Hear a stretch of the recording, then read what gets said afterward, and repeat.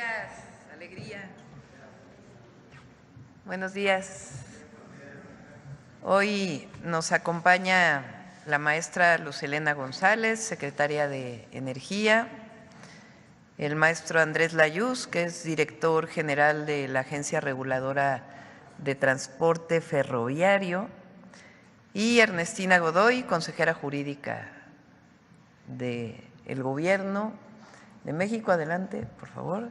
Y Miguel Elorza, que es el coordinador de Infodemia, el detector de mentiras. El día de hoy vamos a firmar aquí en la conferencia, en la Mañanera del Pueblo, el decreto que le devuelve a Pemex y CFE al pueblo de México. El día de ayer fue declarada constitucional esta reforma, pasó por la mayoría calificada de la Cámara de Diputados, de la Cámara de Senadores, de la mayoría de los congresos, y ayer nos la envía nuevamente el Congreso una vez que la ha declarado constitucional para que sea publicada en el Diario Oficial de la Federación. Es una reforma que en una parte muy importante le devuelve al pueblo, primero le devuelve al pueblo las empresas que siempre fueron del pueblo de México y que en el 2013 privatizaron, porque al convertir a Pemex y a CFE en empresas productivas del Estado, en realidad hacían que dejaran de ser públicas y que se convirtieran en empresas privadas. Y por otro lado, la capacidad del Estado de nuevo de operar los trenes de pasajeros particularmente. Son dos reformas muy importantes que vamos a firmar el día de hoy y por eso le hemos pedido a Andrés y a Luz Helena que nos platiquen de qué se tratan estas reformas para que las conozcan todos y todas, y Ernestina pues también como consejera jurídica como parte de ello. Esa es la esencia de la conferencia del día de hoy. También vamos a enviar hoy a la Cámara de Diputados la ley orgánica, el cambio a la ley orgánica del Gobierno de México. Ahí se incluye la creación de la Secretaría de las Mujeres, que estará funcionando a partir del 1 de enero del 2025, la Secretaría de Ciencia, Humanidades, Tecnología e Innovación, que también estará operando a partir del 1 de enero del 2025, y la Agencia de Transformación Digital, que va a ayudarnos a simplificar todos los trámites, a digitalizarlos, y también va a estar encargada de todo el área de satélites que antes estaban dentro de la Secretaría de Comunicaciones y Transportes, y además disminuimos todavía más el costo del gobierno al pueblo. Hay una reducción de poco más del 5% adicional como parte de la política de austeridad republicana. Comparado con el 2018 es como entre 15 y 20%, están haciendo el cálculo comparado con 2018, es decir, el presidente López Obrador ya había disminuido los costos del gobierno y ahora los disminuimos todavía 5% más, quitando duplicidad de funciones que todavía existían en distintas secretarías. Entonces, aunque se crean estas nuevas 3 áreas, disminuye todavía más el costo del gobierno al pueblo de México. Como decía Juárez, no puede haber gobierno rico con pueblo pobre. Entonces, hoy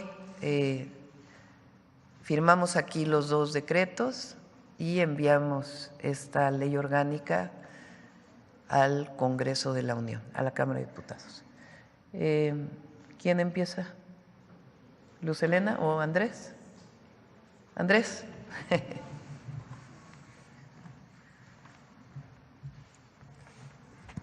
Con su permiso, señora presidenta, muy buenos días a todas y todos.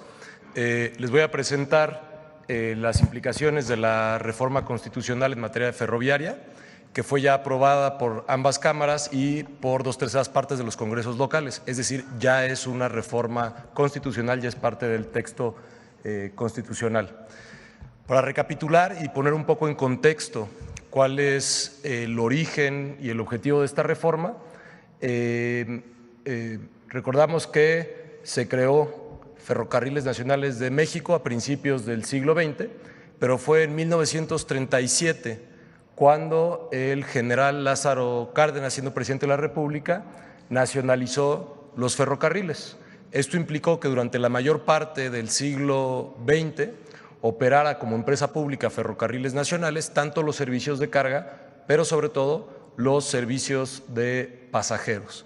A partir de 1995 inició un proceso de privatización que provocó que hubiera un predominio en las vías férreas del país, una red extensa, el servicio de carga y que no hubiera servicios de pasajeros, los servicios de carga operados por empresas privadas a partir de concesiones.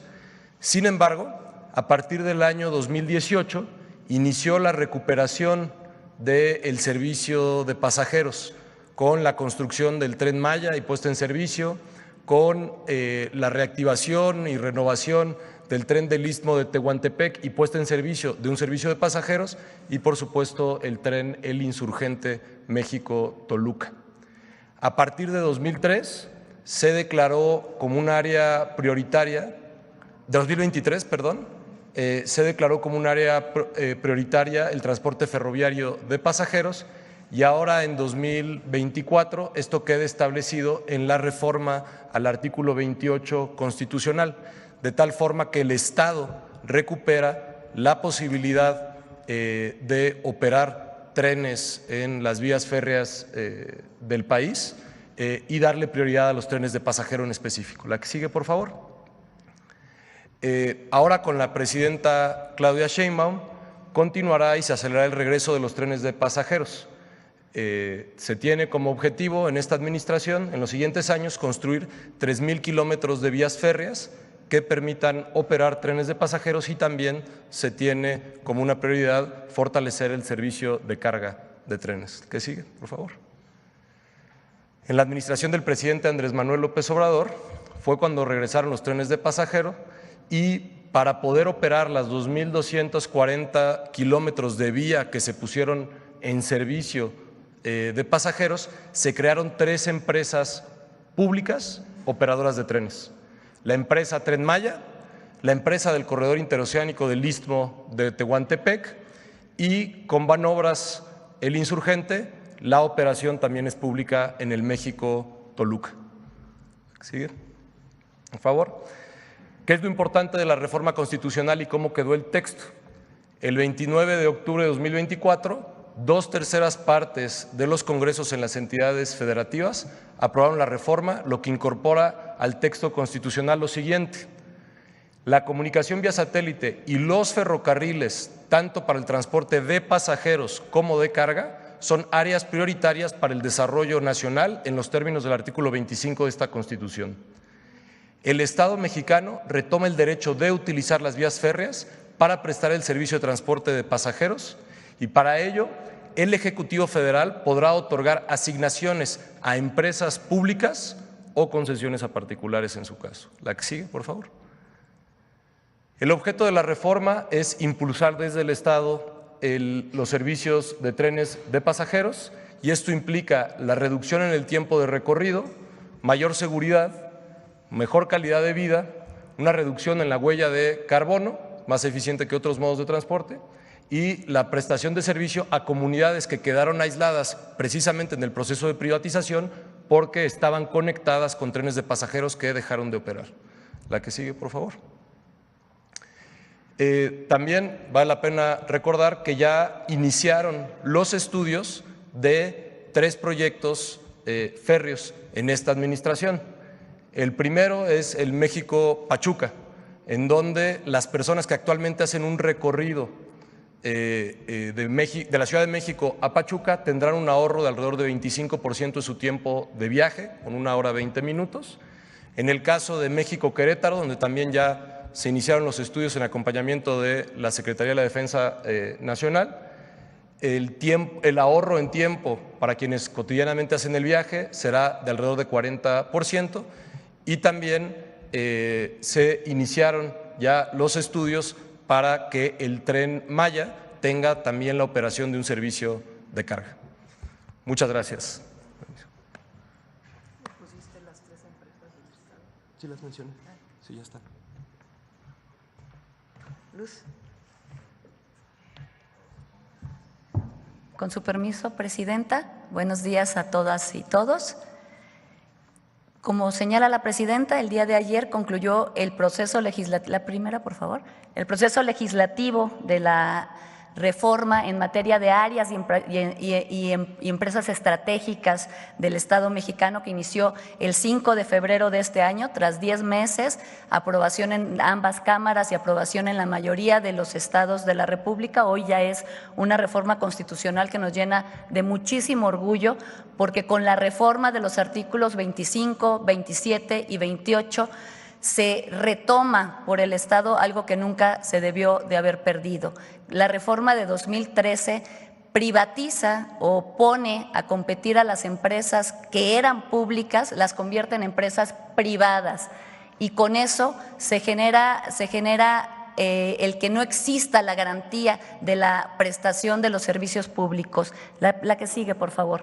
¿Qué significó la reforma del 2013? La reforma mal llamada reforma energética, porque realmente lo que ocasionó fue el desmembramiento de las empresas públicas del Estado, de las empresas de todos los mexicanos. Pasaron de ser empresas productivas, que se les llamaron productivas, pero en realidad lo que ocasionaron es que se convirtieran en empresas privadas que competían entre sí y que estaban regidas por el derecho mercantil, no por el derecho público para proveer servicios públicos. Es decir, algo que era un recurso estratégico del país y que era base de la soberanía nacional y la soberanía energética, se convirtió en una mercancía común y corriente, dejando de ser un recurso estratégico. Con esta reforma lo que se está haciendo, lo que se logró es regresarle al pueblo de México a estas empresas. Se cambia la naturaleza tanto de la Comisión Federal de Electricidad como de Petróleos Mexicanos para devolverles eso, su carácter público como empresas públicas del Estado. ¿Esto qué significa? Que se le da prevalencia a estas empresas para que se garantice la continuidad, la seguridad y la accesibilidad de todos los mexicanos a un recurso estratégico. Con la reforma anterior, por ejemplo, les pongo solamente un ejemplo,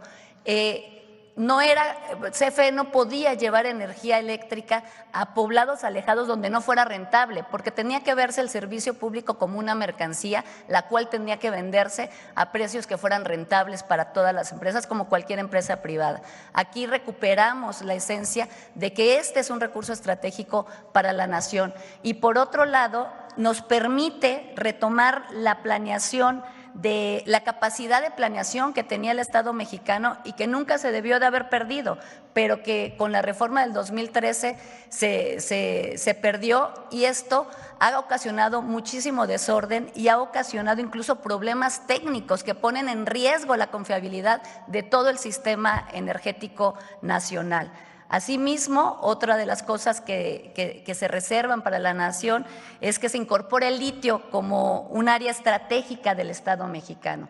Básicamente estos son los puntos de la reforma. Estamos muy felices porque el día de hoy se firma este acuerdo que le regresa al pueblo de México 2 empresas que son fundamentales para el desarrollo de las regiones y para el desarrollo del país. Gracias. ¿Lo firmamos ya?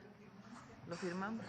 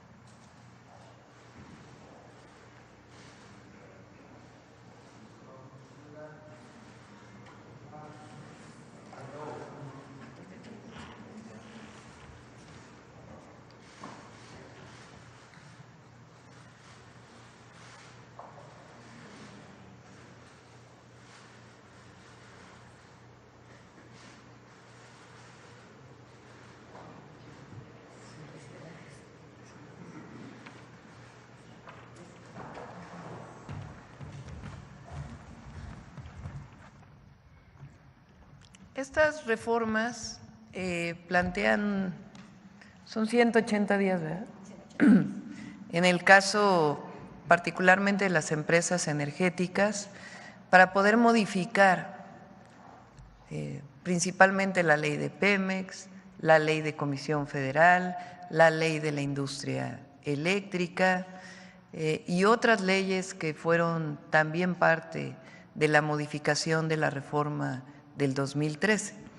A partir, ya tiene tiempo la Secretaría de Energía con Pemex y CFE trabajando estas leyes, y también es importante que se sepa que hay un espacio también para la inversión privada, es decir, Pemex y CFE regresan a ser empresas públicas del pueblo de México y se mantiene un espacio para la inversión privada que quedará establecido con orden, con certeza en las leyes secundarias. Entonces, esta es la siguiente parte, pero hoy revertimos una buena parte de la reforma del 2013 y Pemex y CFE regresan a ser empresas del pueblo de México.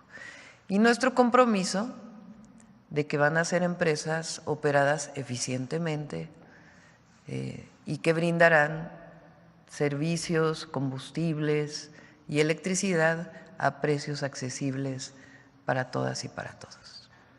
Bueno, ahora sí pasamos a las preguntas.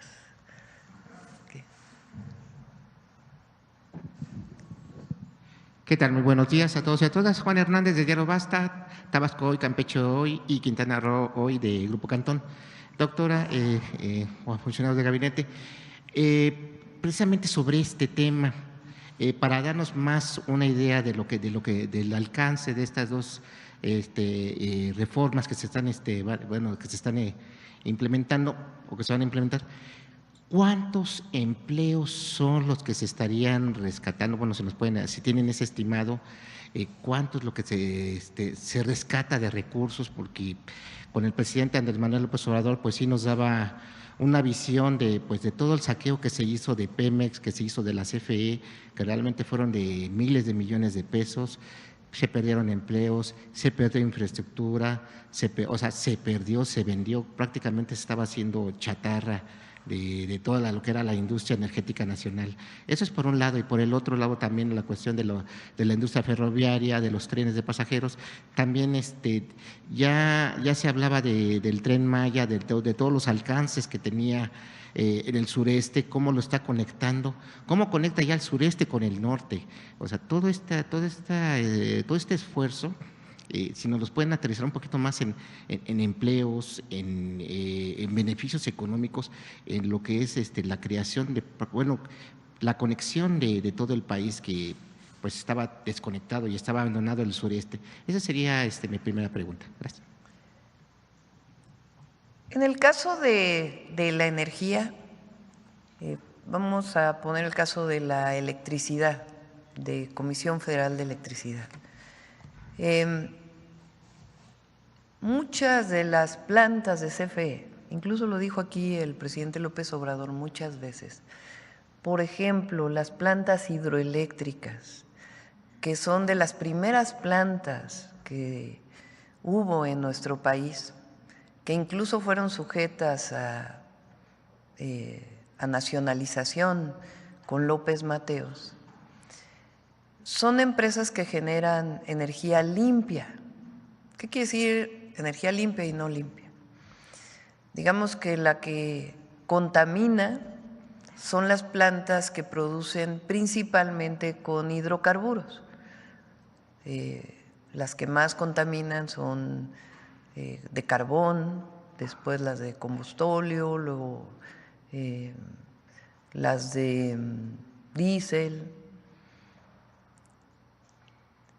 Y las hidroeléctricas, pues en realidad es una turbina que se mueve que no quema nada. Las termoeléctricas queman carbón, queman combustóleo, queman diésel, queman combustibles. Al quemar un combustible, pues genera gases, que muchos de esos gases son contaminantes. Pero una turbina hidroeléctrica, pues no quema nada, es la caída del agua lo que genera la electricidad. Pues esas plantas de generación son de energía limpia. Pero con la reforma del 2013 no las consideraban energía limpia. La única energía limpia que se consideraba era la solar y la eólica, que en general eran privadas. Y esas tenían la preponderancia para generar todo cuando quisieran. Nada más que esas plantas tienen un problema, que es que generan cuando hay viento o generan cuando hay sol. Cuando no hay viento, pues no generan. Cuando hay sol, no generan. Requieren una base de generación, un respaldo se llama. Pero no permitían o no le daban la alternativa a que las hidroeléctricas entraran a generar. Ahora, con esta reforma constitucional, a CFE le dan la posibilidad de que estas plantas entren y que SENACE, que es el que hace ese despacho, diga, no, primero las hidroeléctricas, en función de distintas situaciones técnicas que determinan quién entra a generar.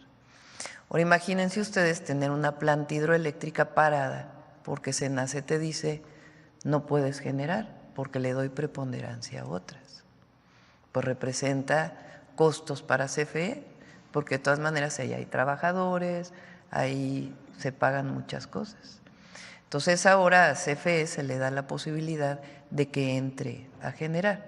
Vamos a calcular exactamente el monto de recursos de lo que esto significa y al mismo tiempo va a haber nuevas plantas, algunas que se construyeron en la administración anterior del presidente López Obrador, que nos va a tocar inaugurarlas, muchas de ellas de gas natural, y otras que vamos también a construir de fuentes renovables de energía y un espacio que es el 46% para que generen los privados. ¿Cuántas nuevas plantas serían? Ya vamos a presentar el próximo miércoles el Plan Nacional de Energía para Electricidad. ¿Un adelanto? El miércoles lo presentamos, próximo miércoles. El Plan Nacional de Energía para el caso eléctrico. Y al siguiente miércoles vamos a presentar para Pemex. Pemex también se está haciendo un trabajo muy importante y todas las leyes secundarias que van a derivar van a ayudar a fortalecer a Petróleos Mexicanos y a Comisión Federal de Electricidad, para el bien de todas y de todos. Incluso no es solo de los habitantes que viven más aislados o de la ciudadanía, no solo el usuario residencial, nosotros que consumimos en nuestras casas, sino para las empresas. Esta reforma es fundamental para el desarrollo nacional, es un eje estratégico. Perfecto. Como segundo tema, doctora, no sé si también nos puede responder de lo de los ferrocarriles. Sí, ferrocarriles, ¿cuántos empleos vamos a generar en total, recuerdas? Son, sin mal no recuerdo, son alrededor de 600,000 empleos que se van a generar con los trenes. En este sexenio. En el 2025 vamos a iniciar con el México-Pachuca, donde se va a terminar el México-AIFA, que ya también vamos a explicarles algunas situaciones de este tren, y luego el AIFA-Pachuca, y después el México-Querétaro. Entonces esos son los que vamos a iniciar el próximo año. Ya se están haciendo los estudios y la construcción formal empieza en abril. Además, vamos a hacer el Tren Maya de carga y vamos a hacer la línea K del interoceánico. Entonces, es una generación de empleo, pues por lo menos de unos 300,000 empleos, además de toda la vivienda social, que por cada vivienda se estima que se generan 4 empleos. Entonces, la obra pública genera empleo y eso potencia también la inversión privada. Perfecto, muy bien. Bueno, en un segundo tema, ayer ya se había tocado esta situación del retiro de los ministros, bueno, la renuncia de estos ministros que, bueno, de alguna manera no quieren renunciar no querían renunciar a su haber de retiro. En Diario Basta hicimos un pequeño ejercicio solamente de lo que es la cuestión de su fondo de ahorro. En el fondo de ahorro un ministro puede dar el 10% de su salario. Si estamos hablando de 750,000 pesos mensuales, son 75,000 pesos que multiplicados por 12 pues nos da un total de 9 millones de pesos. Y el Consejo de la Judicatura les da otro 10%. Esto nos dieron fuentes cercanas en este caso al Poder Judicial de la Federación, no es nada inventado, ¿no? Y es algo que ya se ha venido documentando. Entonces, un ministro en 10 años, nada más tomamos en cuenta los 10 años, estaría recibiendo por retiro 180 millones de pesos. Eso sin contar con los 500,000 pesos que recibirían de pensión vitalicia mensual, precisamente para no perder estos privilegios. No contamos los otros beneficios que están ya también ampliamente documentados en otros medios de comunicación y en otras investigaciones que se han venido a dar a conocer, ¿no? Preguntarle qué opinión le merece precisamente, bueno, estamos hablando de ministros, pero no estamos hablando de jueces ni tampoco de magistrados. Eso nada más es la punta del iceberg, porque también hay otros fideicomisos que también lo dimos a conocer con el presidente Manuel López Obrador, que es por ejemplo, el FORI, este fondo en el que no se había, en la historia del Poder Judicial, desde la creación de este fondo, no había posibilidad de retiro, a menos de que en este caso el trabajador, ya sea juez o en este caso de base, renunciara o dejara de pertenecer al Poder Judicial, y se da a conocer que de manera extraordinaria le podían retirar hasta el 50% de sus ahorros nada más de este fondo en el Consejo en el Poder Judicial. Precisamente preguntarle qué opinión le merece que pues no parece, pero da la impresión de que están empezando a saquear todos los recursos que hay ahí en los fideicomisos del Poder Judicial. Esa sería mi pregunta. Digamos que por norma, por ley, por las normas del Poder Judicial, las ministras y ministros, solo ellos, además quedó establecido en la Constitución que así puede ser, si renuncian, tienen derecho a lo que se llama el haber de retiro. Estamos todavía revisando los números porque no queremos dar un número que sea falso, pues que no tenga que ver. Entonces ya se los vamos a informar más o menos cuánto es el haber de retiro. Ahora, yo creo que lo importante aquí que se conozca es qué es lo que está planteando algunos de los ministros de la Corte o la mayoría de las y los ministros de la Corte.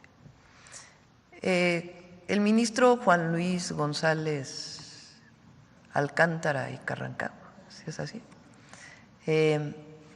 hace una propuesta, un borrador, vamos a llamarle así, para que se apruebe en el Pleno de la Corte con relación a recursos que incorporan a la Corte los partidos políticos. Entonces, en primer lugar, un partido político se rige esencialmente por las leyes electorales. No tiene personalidad jurídica, así se llama, para interponer un recurso en la Corte con relación a la Constitución, a reformas constitucionales. Ese es el primer problema que nosotros hemos mencionado. Un partido político lo puede hacer al Tribunal Electoral, pero no a la Corte. Eso dice la ley, la Constitución. Entonces, aceptan los recursos de los partidos. Primer problema. Ahora, ¿qué dice? ¿Cuál es la propuesta que hace este ministro? Dice, de la reforma al Poder Judicial, que ya fue aprobada, porque no reconoce que haya problemas en la aprobación, en el procedimiento. Dice que estuvo bien el procedimiento. Dice, de esa reforma que se aprobó, les sugerimos lo siguiente: que se elijan por voto popular a las y los ministros, pero no a los magistrados y a los jueces. Y sobre eso ponemos la renuncia, los 8 ministros y ministras. ¿Una especie de moneda de cambio? No lo voy a calificar.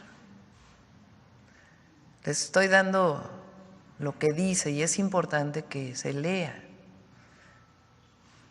Entonces, ese es, digamos, el marco en el que se da. ¿Cuál es el planteamiento que no hace la presidenta, sino la Constitución? A ver, pongan el artículo 135 de la Constitución.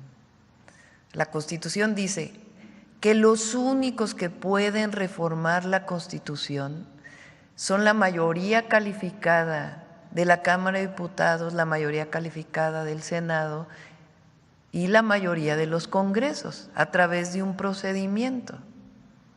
En ningún lugar la Constitución dice: la Corte puede legislar sobre las reformas constitucionales.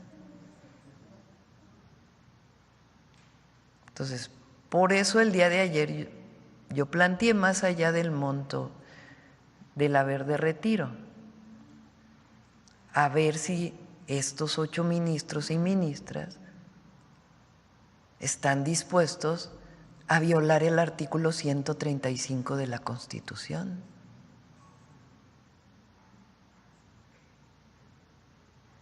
Porque dice: la presente Constitución puede ser adicionada o reformada.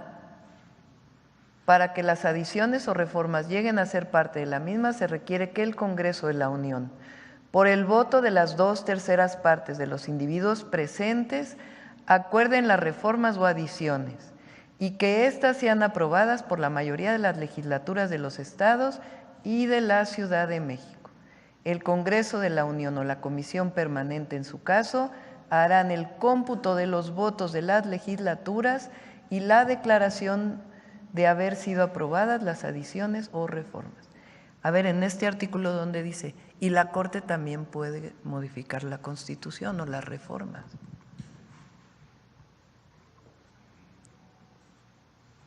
Entonces, parece que ellos van a tomar una decisión el martes.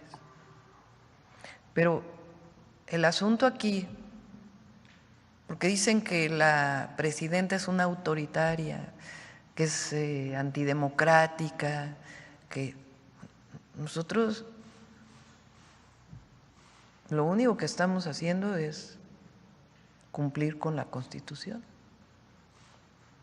Entonces, la Corte hace esa propuesta, pero el problema es que están legislando, están cambiando la Constitución, porque ya es constitucional la reforma al Poder Judicial.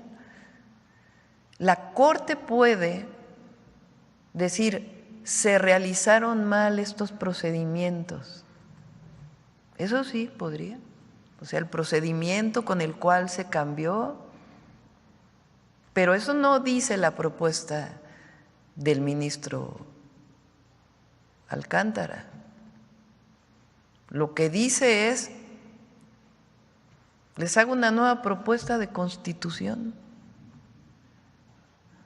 de reforma al Poder Judicial. Entonces, ¿quiénes son los autoritarios? O sea, 8 personas pretenden cambiar una reforma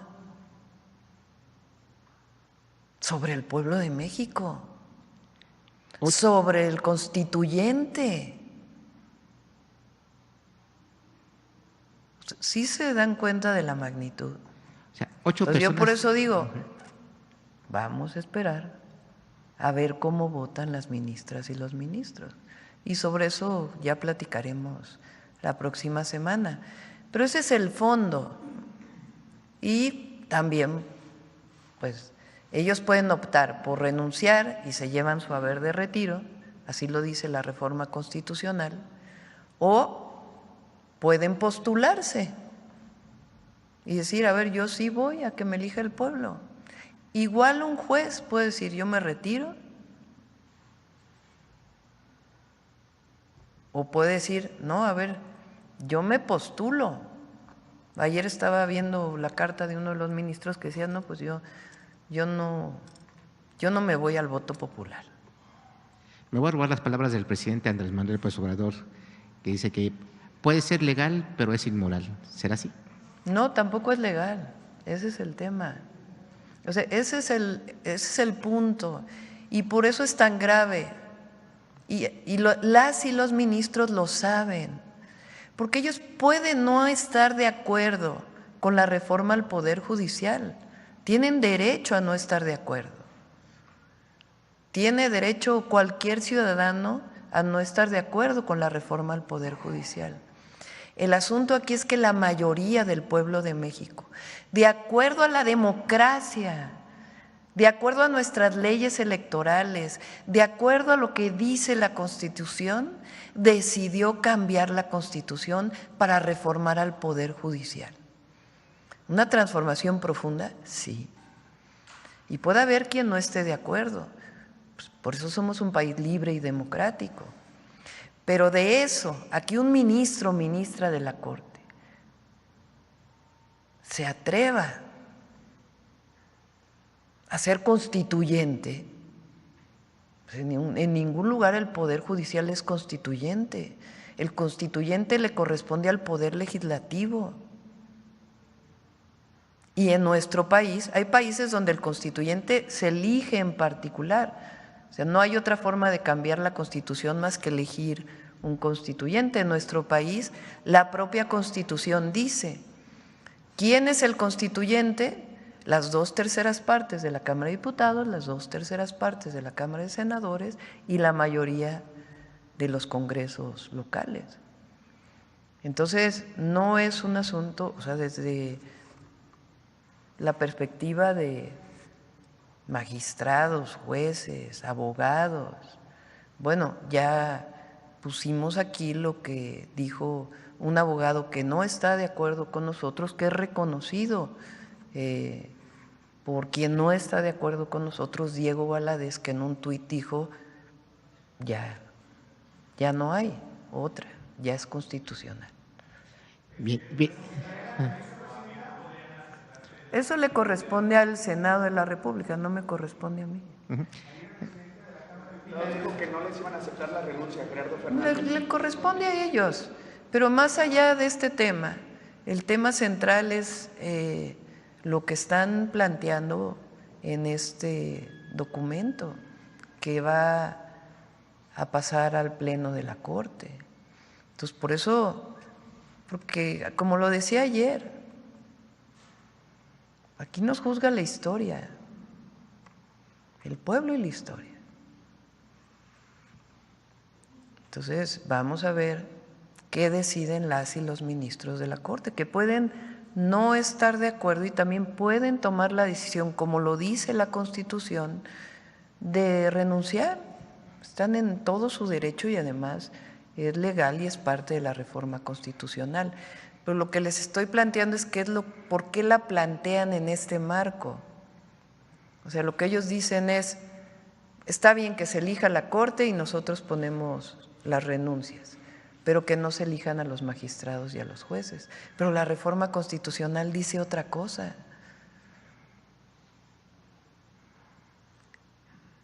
Entonces, hay que, por supuesto que hay expertos constitucionalistas, pero también cualquier ciudadano o ciudadana puede leer la Constitución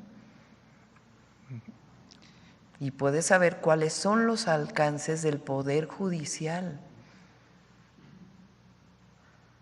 Nuestro sistema democrático desde la Constitución de 1824 establece, como en muchos países del mundo, ejecutivo, legislativo y judicial.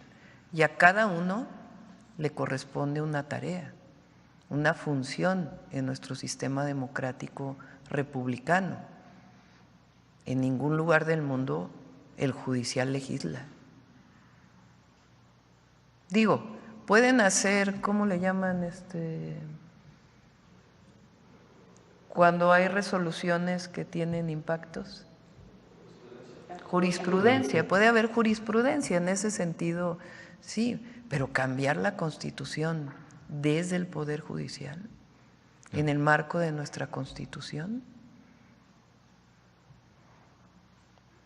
Entonces, podemos traer, si gustan, mañana, el viernes, bueno, el viernes no sé si va a haber mañanera, pero la próxima semana a abogados constitucionalistas que nos digan ¿cuál es su opinión a este respecto? Bueno, y finalmente, doctora, preguntarle, bueno, ya lo de legal y moral, me refería a lo de su bono de retiro. Finalmente, doctora, pasando a otro tema rápidamente, se ha estado manejando desde hace varias semanas esta idea que quieren sembrarse desde algunos medios de comunicación, incluso y opinólogos, la palabra narcodemocracia, bueno, incluso desde el presidente López Obrador, esta campaña negra de narcodemocracia, narcoestado, cosa que nunca se utilizó con Felipe Calderón Hinojosa, nunca se manejó con Enrique Peña Nieto. Entonces, preguntarle su punto de vista precisamente sobre este bombardeo mediático que se están empezando a hacer sobre esta idea y que incluso nuevamente el dirigente nacional del PAN, Marco Cortés, quiere que se legisle para que se maneje precisamente esta idea y que abra la posibilidad de intervencionismo de Estados Unidos. Eso sería todo. Muchas gracias. Estábamos viendo a ver si lo presentamos un día, las cuentas de… Hace poco hubo una tendencia en la red X contra mí y analizamos, porque no es difícil analizarlo, qué cuentas eran y son las mismas cuentas que de narcopresidente, narcocandidata. Y si se fijan, muchos de los opinólogos, comentócratas, pues son los mismos que decían. Entonces, nosotros estamos actuando responsablemente. Y en todos los ámbitos, financiero, todos los ámbitos del Ejecutivo. Y la presidenta tiene un mandato popular,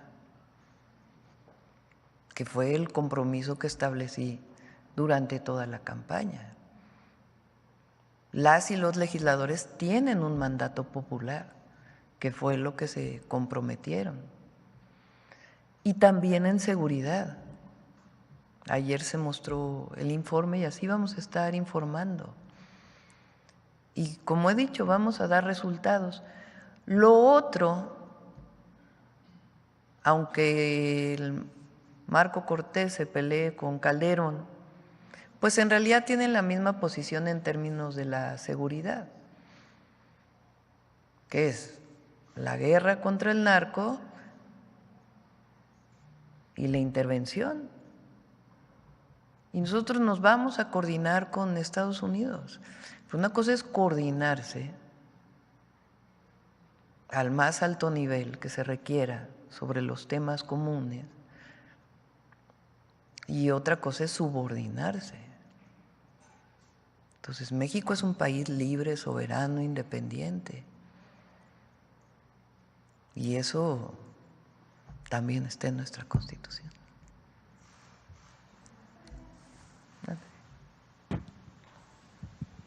Gracias, Presidenta. Buenos días. Nancy Flores, de la revista Contralínea. Buenos días a todas y a todos.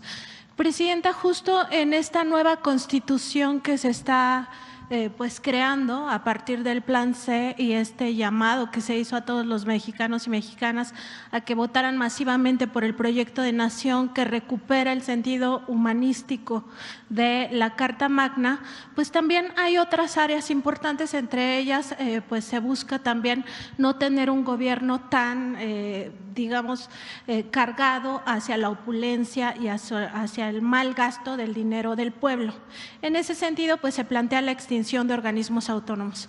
En la revista Contralínea tuvimos acceso al expediente que se le entregó a la secretaria de Gobernación, ¿sí?, Rosa Isela Rodríguez, por parte de los comisionados y comisionadas del INAI. En ese expediente pues se documentan muchos hechos que pudieran ser incluso pues parte de la corrupción que se enquistó en el INAI. Se trata de también excesos como los viajes al extranjero de comisionadas y comisionados, pero también de otros temas que son importantes, por ejemplo, la renta de un edificio, el edificio sede aquí en la Ciudad de México, al sur de la ciudad, que cuesta 7 millones de pesos mensuales. Es decir que a lo largo de los 12 años que ya ha sido rentado, pues podría superar los 1,000 millones de pesos que se han gastado en esta renta en vez de haber comprado un edificio sede. Y aquí el problema es que, como pasó también con el tema de las tarjetas American Express, en 2020 los comisionados y comisionadas del INAI entonces en el Pleno fallaron en contra de la transparencia, a favor de la censura, para que esta documentación, tanto de las rentas como de la propia, toda la contratación de este edificio, pues no se conociera, lo clasificaron como confidencial. Entonces no podemos saber si ya supera los 1,000 millones de pesos que se han gastado en esto. Hay otros temas también importantes, se documenta el caso de las tarjetas American Express, que por cierto en la revista Contralínea documentamos este uso indebido, no solo en el table dance, en su caso del excomisionado Oscar Guerrafort, sino también del uso hasta donde tuvo vigencia en restaurantes y bares, restaurantes de lujo y también bares, que por supuesto el dinero público no se debe derrochar en esas cosas. Hay otros temas que tienen que ver, por ejemplo, con esta extorsión permanente que sufrieron algunos de los propios funcionarios del INAI, donde se les cobraba entre el 10 y el 60% de su sueldo para poder seguir trabajando ahí en el INAI, y la gente, pues como tiene a veces necesidad de este trabajo, pues aceptaba estas condiciones inhumanas. Y hay otros casos documentados, como por ejemplo contrataciones presuntamente de corrupción en materia de paquetería y también de limpieza. Preguntarle, Presidenta, si se va a tomar en cuenta toda esta documentación que ya tiene la Secretaría de Gobernación, pues para que estos casos, si se demuestra que son hechos de corrupción, pues se pueda ir limpiando y que no haya impunidad, ya que se está en este proceso de extinción de ese instituto. Sí. Supongo que el INAI tiene su Contraloría interna, ¿verdad? Sí tiene, pero por su ejemplo… órgano interno de control se llama. Exactamente, en el caso de las tarjetas American Express, cuando surge el escándalo, pues abren un expediente y todavía es la fecha en que no dan resultados. Sí, yo creo que se tiene no debe haber impunidad nunca. Yo creo que eso es un principio. Ahora, sobre el caso del INAI, está en puerta la reforma para los organismos autónomos. Se está viendo en algunos casos, lo adelanto, el tema de la independencia técnica, porque es parte de lo que se firmó en su momento en el tratado para algunos organismos. Eso lo está revisando incluso el propio Congreso, pues para que quede claramente en algunos casos que tienen que tener su independencia técnica para que no haya problema en ese sentido. Pero como organismo autónomo, el INAI, por todos los casos que mencionas, no tiene ningún sentido que permanezca. El tema aquí es cómo vamos a garantizar la transparencia, porque el tema de fondo es garantizar la transparencia del Ejecutivo, de los ejecutivos, de los legislativos, de los propios organismos autónomos, del Poder Judicial. Es decir, todos tenemos que garantizar la transparencia en el uso de los recursos y también en nuestras funciones. Esto que hacemos todos los días pues es un ejercicio de transparencia. Entonces, la transparencia va a quedar en la Secretaría Anticorrupción y de Buen Gobierno. Y estamos trabajando, viene una parte en la ley orgánica, pero estamos trabajando para garantizar la transparencia. Pero el asunto es, se crea un organismo como este, que está para garantizar la transparencia, que supuestamente evita la corrupción. Y en el propio organismo hay problemas de corrupción. Entonces, ¿qué ahora vamos a crear? Otro organismo autónomo que revise que no haya corrupción y que haya transparencia en el INAI. Pues no, lo que tenemos que garantizar pues es que la ley se cumpla, que haya transparencia y que si no se cumple pues haya las sanciones administrativas o incluso en el caso de corrupción pues penales. Pero el INAI le hizo una propuesta a la secretaria para que disminuyan sus gastos, pero así que pues ya es muy tarde, ¿no? Ya está la propuesta ahí en el Congreso y que sepan las y los mexicanos que va a haber transparencia, sin necesidad de estos actos de corrupción, ¿no? Sí, o de más recursos. También porque hay que recordar que cada año nos cuesta 1,000 millones de pesos esta institución. Exactamente, que se podrían ir a escuelas, por ejemplo. Presidente, en otro tema, hay un caso que nosotros hemos documentado en la revista Contralínea desde hace ya bastantes años. Lo trajimos en su momento a esta conferencia matutina cuando el presidente López Obrador estaba al frente del gobierno. Es el caso de las asociaciones civiles que controla una exlegisladora panista, Rosy Orozco. Su nombre es Rosa María de la Garza Ramírez, pero se le conoce como Rosy Orozco. Son asociaciones civiles que manejan albergues para niños y niñas que fueron víctimas de trata de personas. El problema es, pues entre otras cosas, que no tenía permisos, que operaba de forma clandestina, no tenía el personal capacitado y los niños y niñas estaban prácticamente a su suerte, sobre todo en los albergues que están ubicados en el Estado de México. En el caso de la Ciudad de México tuvimos oportunidad en su momento de hablar con la entonces fiscal Ernestina Godoy y ahora pues es consejera jurídica de la presidencia. Y estuvimos planteando esto incluso a la Secretaría de Gobernación y también cuando en su momento la secretaria Rosa Isela estaba al frente de Seguridad y Protección Ciudadana.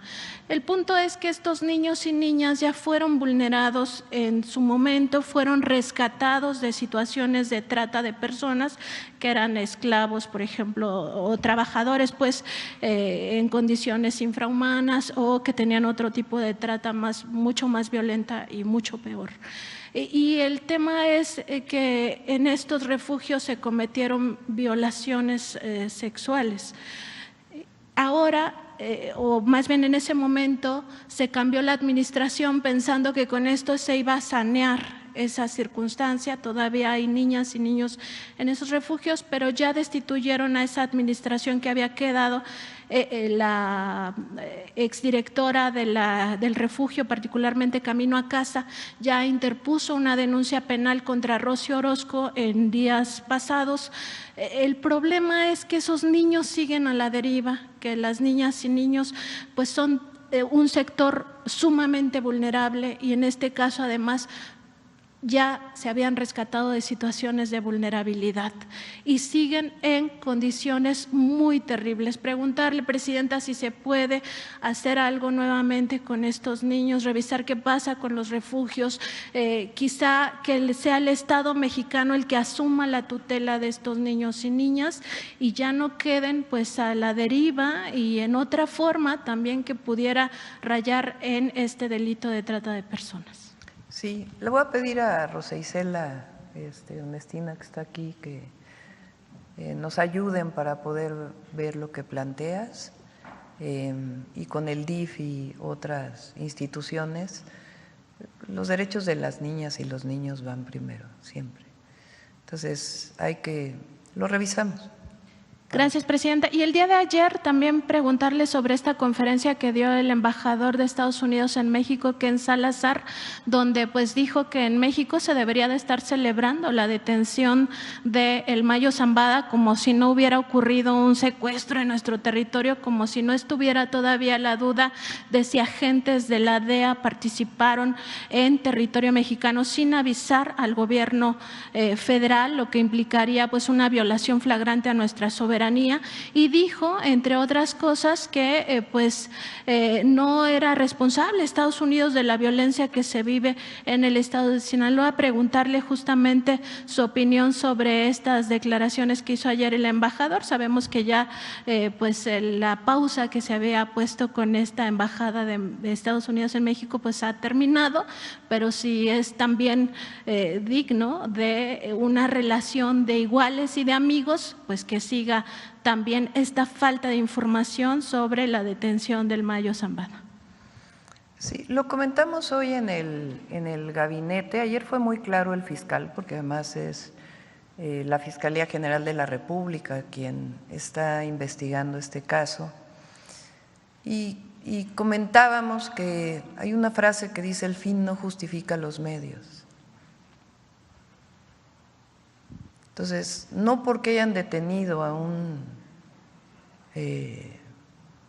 narcotraficante, uno no ve la manera en que se detuvo. Y en general, cuando hablamos de respeto a los derechos humanos, del Estado de Derecho, de la soberanía, es decir, la manera en que haces las cosas también tiene fondo, no solo es el fin. Entonces, yo creo que es parte de lo que estamos planteando. No es la detención per se, sino cómo se hizo. Y en la relación bilateral y en general en nuestro país, sin tomar en cuenta particularmente esto, yo creo que nadie, bueno, sí, algunos medio fachos dicen que el fin justifica los medios. Y no lo digo por el embajador, porque lo respeto, pero digo en términos de la frase. Entonces yo creo que todos, y para eso se han creado instituciones, una constitución, los medios son tan importantes como el fin. Entonces el fin no justifica los medios. Gracias, Presidenta.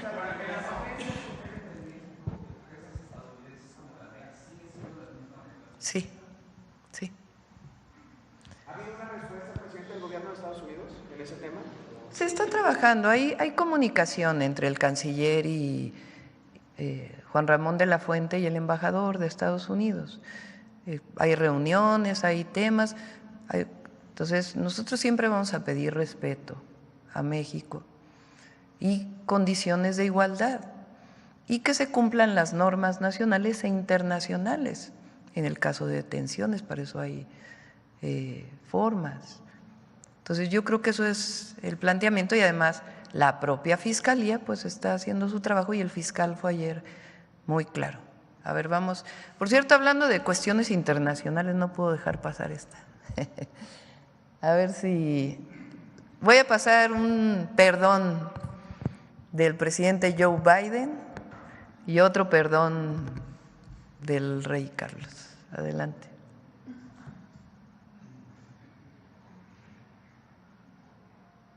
After 150 years, the United States government eventually stopped the program. But the federal government has never formally apologized for what happened until today. I formally apologize as President of the United States of America for what we did. I formally apologize. Pero la disculpa es que es completo. A ver si tienen completo de por qué fue. ¿Y el rey Carlos?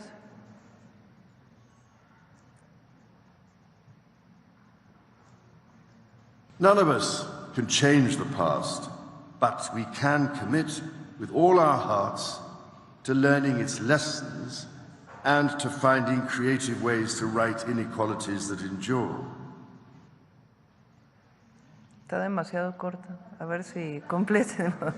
Para que no hagamos interpretaciones, sino que se vea completo. Son por crímenes del pasado, pero sí que no lo pongan completo las dos disculpas. Por el tema de la disculpa que pidió en su momento el presidente López Obrador y que nosotros nos mantenemos en ello. Repito, disculparse engrandece a las personas, a las naciones y a los pueblos y mejora siempre las relaciones. Entonces, ahora a ver si lo ponen completo antes de que nos vayamos. A ver, por acá. Buenos días, Presidenta. Perdóneme, estoy muy nerviosa, nunca me había tocado preguntarles la primera vez. Muchas felicidades por el triunfo. Presidenta, comentarle que hay un grupo de mujeres trabajadoras del sector salud del estado de Hidalgo. Ellas trabajaron durante varios años, le descontaron parte de su sueldo. Estas mujeres está encabezada por Lidia Herrera. Lidia Herrera levantó una denuncia en contra de la líder sindical de la sección 20, que se llama Sonia Ocampo. Este caso yo ya se lo había expuesto anteriormente al presidente Andrés Manuel López Obrador, ya tenía el conocimiento. Ellas ahorita se acercan a mí para pedirme su apoyo a su intervención para que se les sea regresado el dinero que les fue quitado indebidamente de su trabajo por las cajas financieras. No sé si usted nos podría apoyar para que se Lo les revisamos, apoye. Adriana, si nos ayuda. No sé si vino Adriana hoy o alguien de Atención Ciudadana para que lo vea con trabajo, con la autoridad correspondiente. Gracias, Presidenta. Sí. En otro tema, la industria de juegos con apuesta pues es una importante actividad económica ya que genera empleos e impuestos entre otras actividades, y también se encuentra la hípica de carreras de caballos que se desarrolla en el Hipódromo de las Américas. Es la que mayor empleo pues genera y esto merece la atención del nuevo gobierno. Esto está a cargo de la Dirección General de Juegos y Sorteos de la Secretaría de Gobernación. También este caso ya se lo había expuesto anterior al licenciado Andrés Manuel López Obrador y él giró instrucciones directamente a la mencionada Dirección General. Ahora lo que ellos solicitan es que la secretaria Rosa Isela nombró una nueva directora. Ellos piden que se investigue las condiciones de permiso que goza la permisionaria del terreno federal de 52 hectáreas en las que se construye la planta hípica del Hipódromo de las Américas. No sé, Presidenta, si usted podría intervenir a través de la Secretaría de Gobernación o a través de quien usted determine para que se revise este caso y haya una comunicación para que esto sea a corto y largo plazo, se revise a corto y mediano plazo, porque se está yendo a la quiebra la actividad económica en el Hipódromo de las Américas.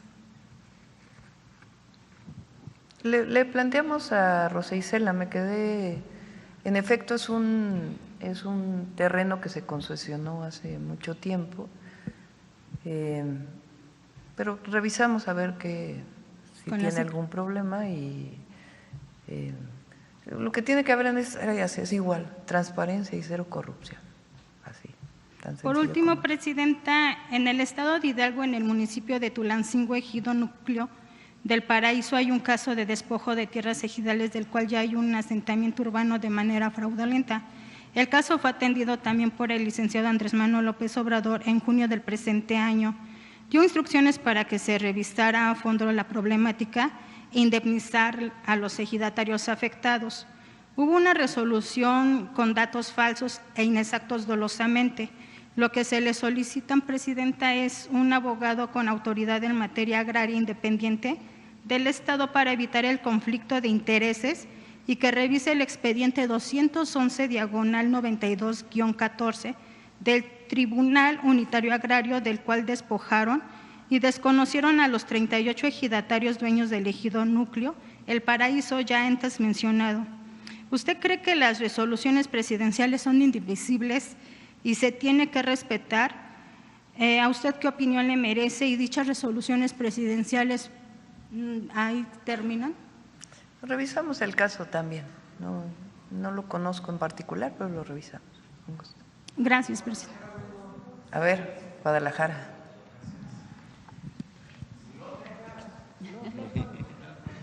Gracias, buenos días a todos y a todas.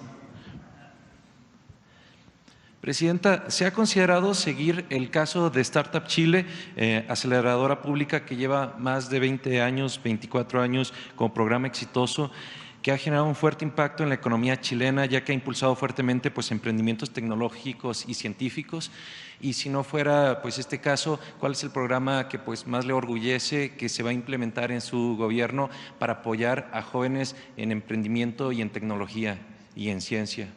Sí, es uno de los proyectos que tenemos con el secretario de Economía, con Marcelo Ebrard, y la nueva Secretaría de Ciencia, Tecnología e Innovación. Está dentro de los 100 puntos que planteé. Y una parte de ello pues tiene que venir acompañado de la banca de desarrollo para poder apoyar a jóvenes que permitan que estos emprendimientos se desarrollen. Entonces sí es parte del proyecto que tenemos y cuando tengamos el programa completo invitamos a Marcelo y a Rosaura para que… Es que si te levantas se tapan las cámaras atrás. Los invitamos para que puedan platicar del apoyo a emprendedores y el plan de polos de bienestar que estamos impulsando, y también muy pronto ya vamos a nombrar este consejo que va a coordinar, lo dije desde campaña, Altagracia Gómez, también le estamos pidiendo al Consejo Coordinador Empresarial para el Consejo de Relocalización y Desarrollo Regional. Gracias. También a su servidor, Saúl Armando Soltero, del Nopal Times, del canal de redes sociales también Polo Puga y el Charro Político de Jalisco y Aguascalientes. Nos han expresado muchos de nuestros seguidores mexicanos y connacionales pues sus problemas en temas de seguridad. Hemos visto o hemos documentado en algunos de nuestros canales de redes sociales cómo en algunos países se han implementado cámaras a elementos policíacos para prevenir actos de autoritarismo y documentar, claro, siguiendo los protocolos de seguridad y confidencialidad, pues que se respeten los derechos humanos. Sabemos pues que ya hay este programa en muchos vehículos o patrullas federales de la Guardia Nacional, y me gustaría en ese sentido preguntarle qué opina de acelerar o extender el programa, pues ya no solamente a las patrullas o a las unidades, sino también a los elementos de la Guardia Nacional y de seguridad, tanto de la Marina como pues de la Sedena. Sí, si quieren le planteamos al general y al comandante de la propia Guardia que planteen, porque ellos tienen mecanismos para poder conocer su actuación, la actuación de la Guardia, y ver si estos esquemas son válidos también para la Guardia o no. Pero sí hay mecanismos que revisan la actuación. También muchos mexicanos en redes preguntan y constantemente se quejan o se expresan y nos piden que planteemos o que acerquemos pues estos problemas en la calidad de los servicios públicos, llámese salud, educación, internet de alcance CFE, problemas con elementos de seguridad. Una propuesta de varios colegas youtubers es generar una comisión que visite y audite los parámetros de calidad de los servicios públicos federales, que le puedan reportar directamente a usted, a Presidencia, en la comisión que usted integre, que usted genere, con ese propósito de que se puedan generar mejoras significativas y que no pasen meses o semanas y que pues no se vea pues algún avance en todos estos problemas de salud, seguridad, educación, internet con CFE, Altán y de los muchos otros servicios públicos que se brindan. Yo creo que los mejores supervisores es la ciudadanía. Y lo que hay que hacer, de hecho, es uno de los planteamientos. El próximo martes viene Secretaría de Salud, todo el sector, y vamos a plantear los planes hacia adelante. Y uno de los planteamientos es justamente cómo hacer que participe la ciudadanía para conocer la problemática desde el centro de salud, desde el hospital, igual en las escuelas. Entonces, pueden ser obviamente quienes participan como en la comunicación alternativa, pero yo creo que el principal supervisor del acceso a los derechos, porque más que un servicio es un acceso a un derecho, pues somos todas y todos los mexicanos, y tiene que haber una forma de comunicación que es una parte de la agencia digital entre la ciudadanía y el gobierno, de tal manera que no solo a través de los mecanismos normales de decir hay 98% de abasto de medicamentos en este centro de salud. Después le preguntas al ciudadano y resulta que el 2% es del medicamento que más hace falta o que más se usa, por ejemplo. Entonces necesitamos mecanismos de comunicación, además de la posible participación de youtuberos o compañeros que se dedican a los medios alternativos. Finalmente, Presidenta, muchas gracias. Muchos usuarios en nuestros canales del Nopal Times, del Charro Político, de Polo Puga, pues nos han expresado, se han motivado por este proyecto, programa de vivienda. Se han generado varias dudas, varios planteamientos, y pues quisiéramos preguntarles si hay algún avance de qué pasaría con las miles de casas abandonadas que pues han estado prácticamente en un estado de cascarón del Infonavit y pues bueno, de otros desarrollos. Un ejemplo pues muy característico en Jalisco lo tenemos con el famoso Chernobyl mexicano en Tlajomulco de Zúñiga, que pues se ha prestado pues para actividades ilícitas y para diferentes temas o problemáticas. ¿Qué avance se tiene, Presidenta? Lo está trabajando el Infonavit. Fíjense, para que se vea cómo, particularmente con Fox y Calderón, todo el programa de vivienda, en realidad eran negocios, no resolvían un problema de vivienda o no permitían que se accediera al derecho a la vivienda. Son 600,000 viviendas en situación de abandono.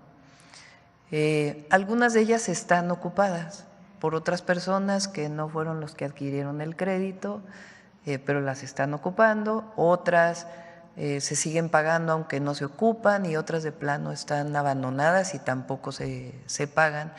¿Y por qué? Pues porque se construyeron alejadas de los centros urbanos, muchas de ellas sin servicios. Entonces, sí es un tema que le pedí yo a Octavio Romero que fuera uno de los temas centrales, que trabajara no solo la construcción de nueva vivienda, sino qué vamos a hacer con esas viviendas abandonadas. Y depende mucho también de en qué condición está cada unidad habitacional, pero son infraestructuras que tienen que tener un uso, porque finalmente pues fueron recursos del Infonavit, que muchos de ellos son de los propios trabajadores. Entonces, se tiene que ver qué se hace con el crédito y qué se hace pues con la propia infraestructura. Entonces, pero estamos trabajando en un programa, está a cargo de Octavio. Sí.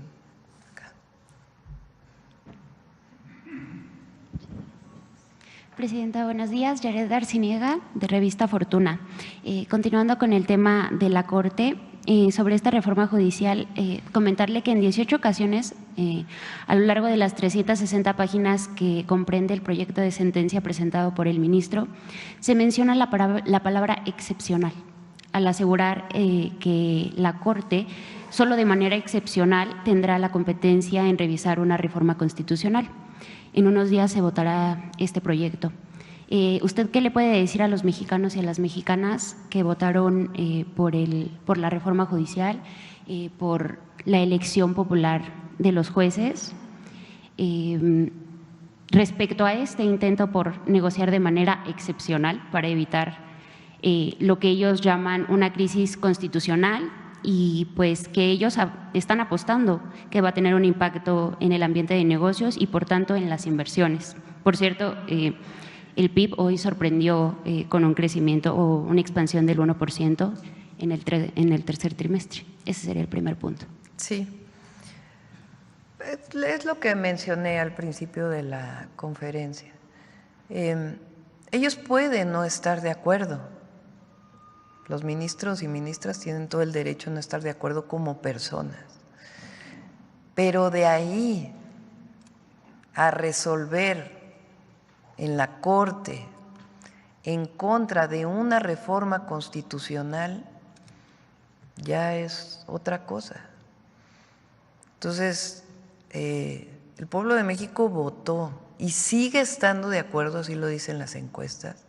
A ver, ponte la encuesta del Heraldo hoy.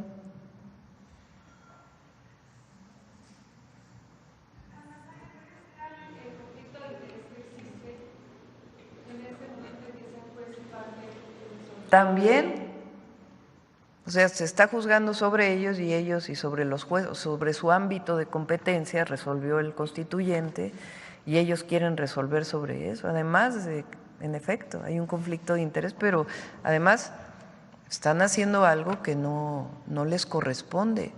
Repito, aunque no estén de acuerdo como personas. Pero, a ver, ¿la tienen por ahí? A ver, esta sale hoy en el Heraldo. Dice, por lo que usted sabe o ha escuchado, ¿qué tanta corrupción existe en el Poder Judicial? 37%, la mayoría son corruptos. 34%, pocos son corruptos. 13%, todos los ministros, magistrados o jueces son corruptos. 4%, ningún ministro, magistrado o juez es corrupto. Eso es lo que una encuesta de un periódico de circulación nacional. Y la mayoría de los mexicanos y mexicanas está de acuerdo en elegir a los jueces, magistrados y ministros. Si no, no hubieran votado como votaron. Porque pensar que no hay un voto informado, pues, es de nuevo burlarse del pueblo y pensar que el pueblo no tiene conciencia para poder optar por una opción. Entonces, la Constitución ya está, igual que las que mencionamos hoy, se reformó la Constitución. Presidenta, pero está generando esta narrativa en la oposición de que 36 millones de personas no votaron justamente por esta reforma, ¿no? Es como han venido traduciendo esto. Pues si me vieron a mí en todos los mítines, o bueno, no sé si en todos, ¿verdad? Pero en la gran mayoría, que todavía llego a hacerlo en algunos de los eventos públicos que tenemos, preguntaban, ¿no? ¿Quién está de acuerdo que los ministros elijan por el Senado? ¿Quién está de acuerdo que se elijan por el pueblo? Algunos de aquí, compañeros de ustedes, pues, están aquí, me acompañaron prácticamente en toda la campaña. Jueces, preguntábamos todo. Entonces, es esta idea de que, pues, el conservadurismo realmente, de que el pueblo no vota informadamente. Pero eso no solamente es burlarse del pueblo y pensar que no hay conciencia, sino además, pues es pensar que solamente los expertos pueden decidir. Yo recuerdo cuando, bueno, hay una forma de modificar, es la consulta popular, que ya está en la Constitución. La consulta popular, pues, si ellos no están de acuerdo, pues que llamen a consulta popular. Pero ya está en la Constitución. Entonces, y esta idea que quieren generar de que la presidenta es autoritaria, o sea, yo solo estoy respetando lo que dijo el constituyente y mencionándolo aquí públicamente. Pero es muy interesante lo que mencionas, que la palabra excepcional aparece tantas veces en esta propuesta. 18 veces. 18 veces.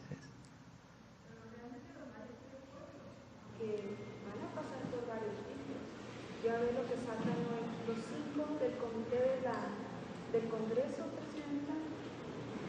O sea, yo por lo menos conozco el caso de Ana Patricia Briceño. Por favor. Van a ser electos y elegidos por el pueblo. Fíjense los requisitos. Yo he preguntado a magistrados de la Ciudad de México que conozco porque fui jefa de gobierno, les he preguntado, ¿cuánto sacaron de calificación en la materia de la que son del ámbito de su competencia? Y muy poquitos sacaron 9, ¿eh?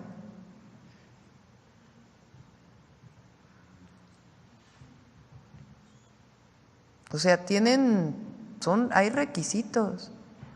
Hay requisitos. Sí. Presidenta. Adelante. Como segundo tema, aprovechando la presencia de la Secretaria de Energía, ayer Pemex dio a conocer sus resultados financieros al tercer trimestre. Su deuda se ha reducido de 106,000 millones de dólares a menos de 97,300 millones de dólares. Sin embargo, exhibe una pérdida en sus operaciones por más de 161,000 pesos. En unas semanas conoceremos el paquete económico, el presupuesto de egresos de la Federación. ¿Seguirá su gobierno apoyando las finanzas de Pemex, ahora nuestra empresa pública, para seguir reduciendo sus pasivos, o se aprovechará la ventana que se ha abierto para que nuestra petrolera regrese a los mercados de bonos? ¿Sería posible aprovechar esta situación para apoyar la reducción del déficit para 2025? Sí. Vamos a presentarlo de este miércoles en noviembre. Vamos a presentar la situación actual de Pemex y el plan. Parte de lo que nos permite ahora la reforma constitucional es hacer Pemex más eficiente internamente. Son 3 subsidiarias y 40 filiales las que tiene Pemex. Sí. Es muy complejo administrar una sola empresa con 3 filiales, no 3 subsidiarias, 40 filiales.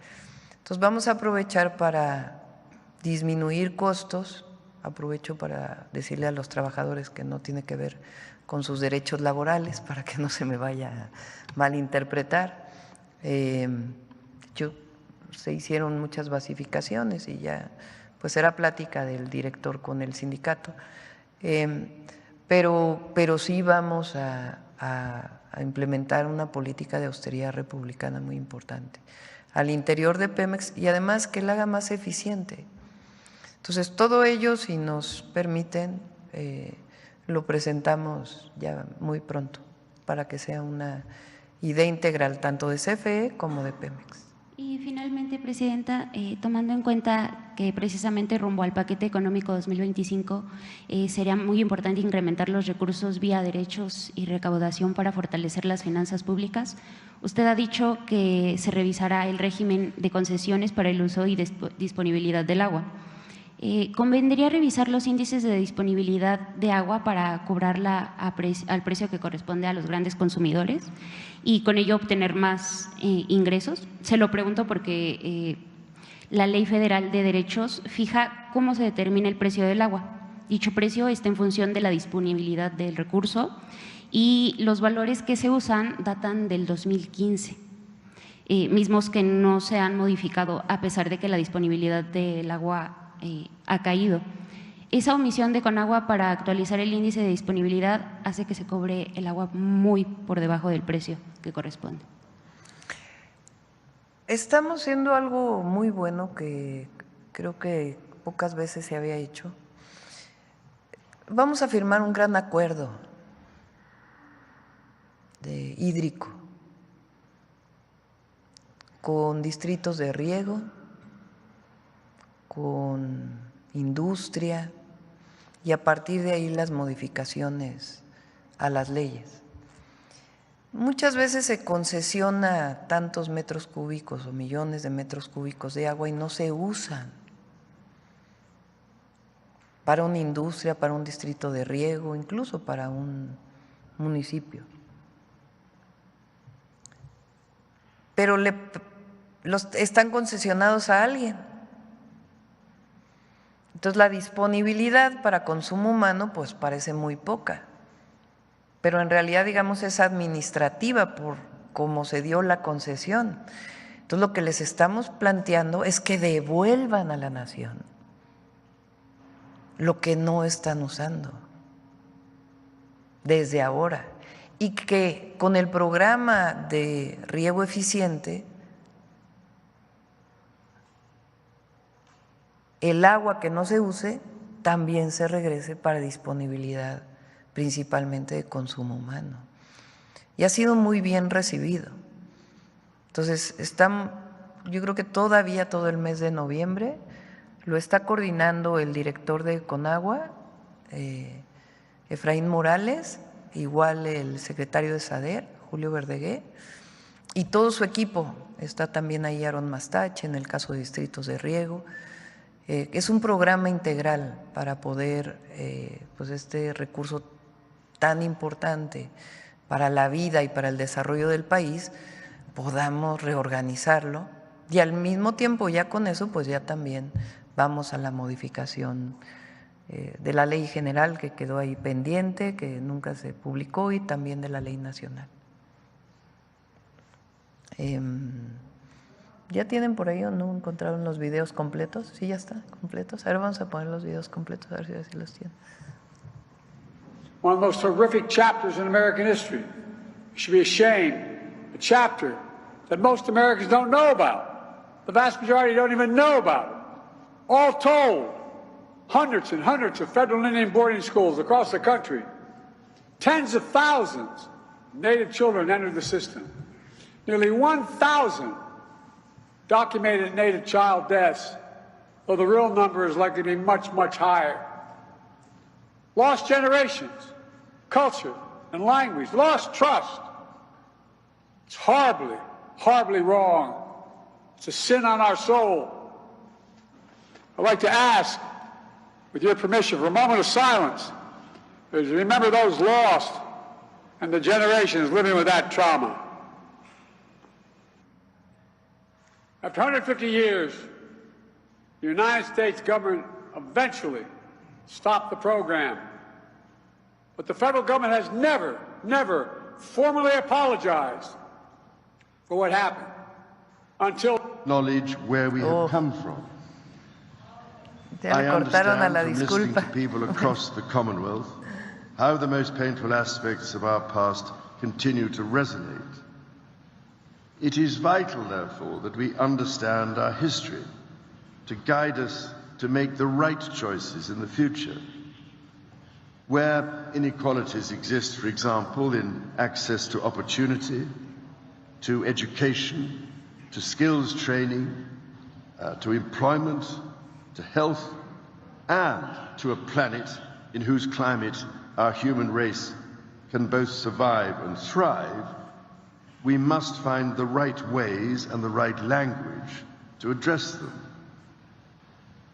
As we look around the world and consider its many deeply concerning challenges, let us choose within our Commonwealth family the language of community and respect, and reject the language of division. None of us can change the past, but we can commit with all our hearts to learning its lessons and to finding creative ways to right inequalities that endure.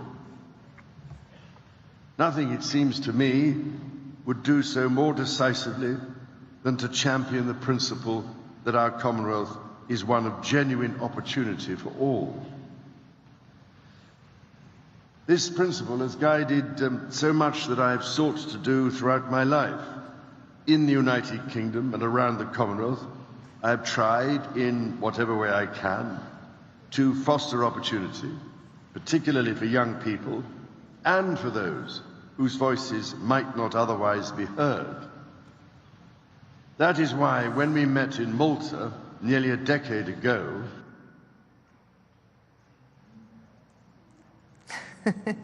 a ver si la subimos a mis redes, porfa, para que sea completa. Ahora les fallamos con el video. Sí. Lo menciono esto porque el partido Vox en España planteó un llamado de atención a la presidenta de México por el tema de… Finalmente no fue aprobado. Pero estos dos casos son importantes e interesantes. Es decir, si el rey Carlos y el presidente Biden y otros muchos que pusimos en el video se han disculpado por atrocidades del pasado, porque España, ¿no? Bueno, yo creo que nos vamos al detector de mentiras. El tema. La última ya para… Muchas gracias, Presidenta. Buenos días a todos. Luis Ángel Marín, de Radio Resultados. Preguntarle ahora con este decreto que devuelve a Pemex y Comisión Federal de Electricidad a ser empresas productivas del Estado. Empresas públicas. ¿Qué va a pasar con Gas Bienestar? ¿Está en el plan expandirlo, mantenerlo como está o cuál sería el plan para esta empresa? Sería mi primera pregunta. Sí, va a continuar.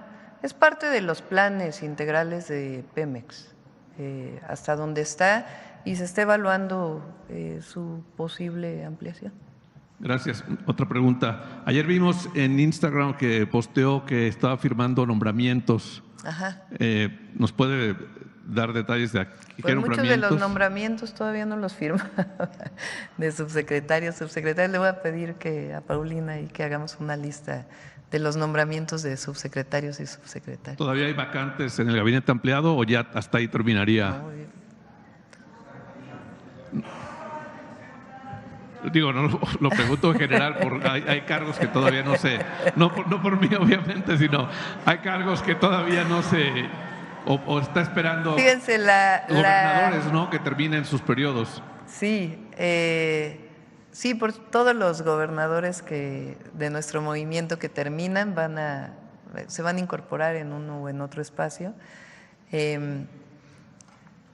Este cambio que estamos haciendo en la ley orgánica crea nuevas áreas, otras las desaparece, algunas las junta. Por ejemplo, al crearse Secretaría de las Mujeres, pues se junta todo lo que tiene que ver con mujeres en diferentes áreas.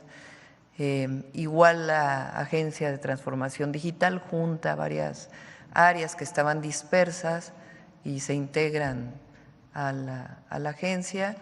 Entonces, a partir de ahí también vienen nuevos nombramientos o compañeros que pasan de un lugar a otro espacio. Entonces, pues ya prácticamente el gobierno está completo. Sí. Bueno, ya mi última pregunta. Estamos a un par de días del Día de Muertos y con esto empieza la llegada de migrantes que vienen a nuestro país. ¿Tienen ya pensado algún plan de seguridad para acompañarlos en su ingreso al país y la llegada a su destino? Es el programa que llevamos de humanista y de apoyo, y también pues de orientación para que sea que quieran ser repatriados o que se queden en espacios de trabajo dentro de nuestro país. Es el mismo programa y no ha aumentado la migración. Sí, no para los paisanos y paisanas, sí estamos, sí estamos en ese programa, también lo vamos a anunciar. También en el momento que ya se cree la agencia digital, vamos a presentarles a todas y a todos nuestros paisanos. Estamos trabajando en ello y me entusiasma mucho. Una simplificación muy grande de toda la tramitología que tienen que hacer en los consulados. También es beneficioso para los que vivimos en nuestro territorio, pero para todas y todos los paisanos, trámites de registro civil, de muchos otros de pasaportes, de otros que tienen que hacer. En algunos casos pasan de 11 requisitos a 3 requisitos. Se están revisando todos. Eso lo está haciendo la agencia digital y queremos iniciar el 2025 ya con este nuevo proceso y también vendrá Juan Ramón. Yo les comenté que una de las principales tareas de la Secretaría de Relaciones Exteriores es proteger, apoyar a nuestros hermanos y hermanas que viven del otro lado de la frontera y particularmente ahora que vienen de vacaciones o vienen al país a visitar a sus familiares. Sí, bueno, vamos al detector de mentiras. Adelante.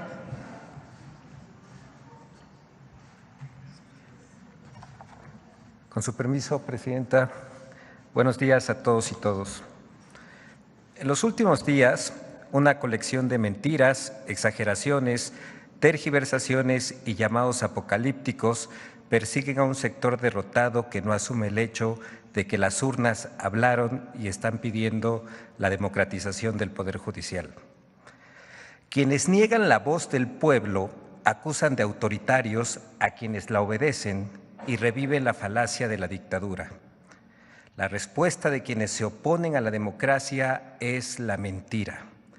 Miente, miente, miente que algo quedará, asumen como principio y declaran que perderemos nuestros derechos cuando ellos son los que votan en contra de los programas del bienestar, votan en contra de que los programas del bienestar se conviertan en un derecho constitucional. El nuevo programa de salud casa por casa también ha sido víctima de mentiras y difamación. ¿Quién o quiénes se oponen a que médicas, médicos y enfermeras visiten a los adultos mayores y a las personas con discapacidad? Veamos el video del detector de mentiras de esta semana.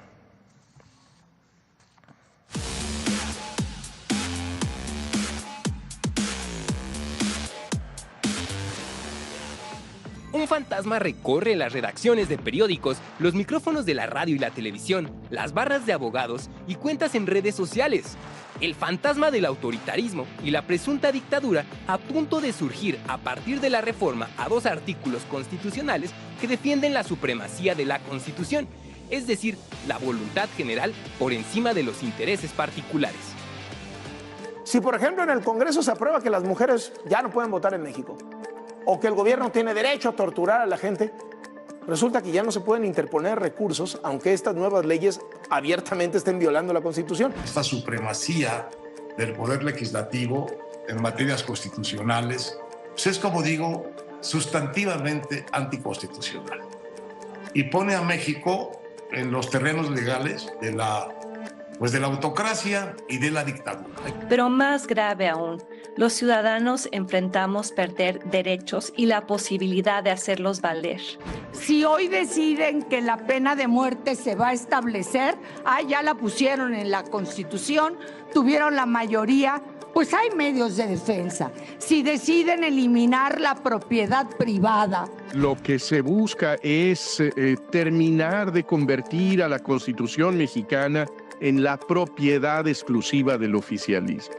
1. Es mentira que la reforma a los artículos 105 y 107 de la Constitución destruye la división de poderes y conduce a la dictadura. La iniciativa eleva a rango constitucional el artículo 61 de la Ley de Amparo, que establece que este derecho es improcedente contra adiciones o reformas a la Constitución. No altera la división de los 3 poderes de la Unión ni los desaparece. Tampoco desaparece los derechos de los ciudadanos ni la posibilidad de hacerlos valer por la vía del amparo. 2. El programa social Salud Casa por Casa realiza una investigación comunista sin fines médicos para quitar viviendas. ¡Mentira! El programa para el bienestar Salud Casa por Casa tiene como objetivo mejorar la calidad de vida de los adultos mayores y de personas con discapacidad, con visitas médicas periódicas a 12 millones de hogares. Durante octubre, noviembre y diciembre de 2024, 20,000 servidores de la Nación realizarán el censo de los beneficiarios de este programa, aplicando cuestionarios para conocer la situación personal de salud física, mental y emocional, historial clínico y relaciones familiares, entre otras cuestiones, de los adultos mayores y personas con discapacidad. 3. El gobierno de la Ciudad de México reprimió la manifestación de los trabajadores del Poder Judicial afuera del Autódromo Hermanos Rodríguez. ¡Mentira! Se trató de una medida para garantizar el ingreso de algunos de los pilotos de la Fórmula 1 al autódromo. Así los muestra un video que se dio a conocer en la Mañanera del Pueblo del 27 de octubre. 4. El Senado autorizó a la Presidencia de la República desacatar la orden judicial de retirar del Diario Oficial de la Federación la reforma judicial. ¡Mentira! El 24 de octubre, el Senado mexicano determinó que el Poder Ejecutivo carece de atribuciones para retirar del Diario Oficial de la Federación la publicación de la reforma al Poder Judicial. En ningún momento la Cámara Alta autorizó desacatar órdenes judiciales. 5. Ministros de la Corte ganarán menos que la presidenta Claudia Sheinbaum en 2025. ¡Mentira! El proyecto de presupuesto de la Suprema Corte de Justicia de la Nación para 2025 considera un sueldo neto de los ministros de 5.325.000 pesos, incluyendo prestaciones. Esta cifra es 51% más que la actual remuneración de la presidenta Claudia Sheinbaum, quien percibe 2.764.000 pesos anuales. 6. La Secretaría de Agricultura y Desarrollo Rural solicitó depósitos para acceder a programas sociales. ¡Mentira! Ninguna dependencia del Gobierno de México solicita pago, depósito o anticipo para acceder a los programas sociales.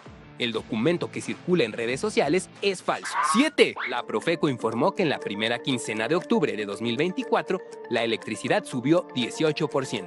¡Mentira! La Profeco no publicó ningún aumento en el costo de la electricidad.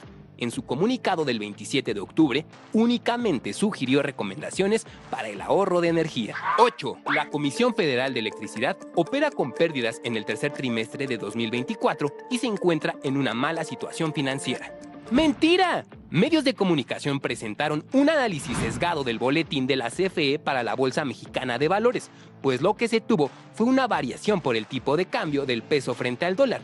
Pero este no tiene ninguna consecuencia en términos operativos ni equivale a salidas de efectivo.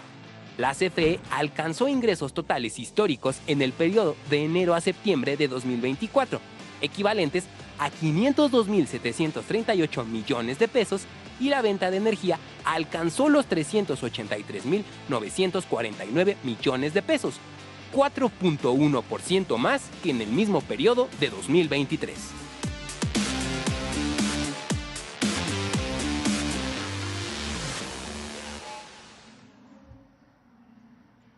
Recordar a todas y todos que Infodemia MX recibimos las solicitudes de desmentidos a través del correo electrónico detectordementiras@infodemia.mx. Muchas gracias y hasta el próximo miércoles, Presidenta. Gracias. Gracias a todos y a todas. Nos vemos mañana. ¿Perdón? Aquí voy a estar. Sí. Más tarde vamos a la ofrenda que se puso aquí en Palacio Nacional para que… A ver si la pueden llevar en el momento que esté. Sí. En la tardecita, creo que a las 3 me dijeron que iba a estar lista. Sí. Sí, voy a recibir a la gente a las 11. Sí. Darle seguimiento a los temas que tenían con el presidente. Gracias a todos y a todas. Gracias.